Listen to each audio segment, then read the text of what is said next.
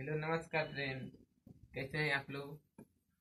मैं Bhojpuri music director Rajesh दीवाना, Vaishnavi studio Varanasi. आइए भोजपुरी के सुपरस्टार सिंगर जिनका नाम है टप्पू मस्ताना जी, आइए उनका सॉन्ग सुनते हैं। देखिए किस तरह गा रहे हैं। आइए।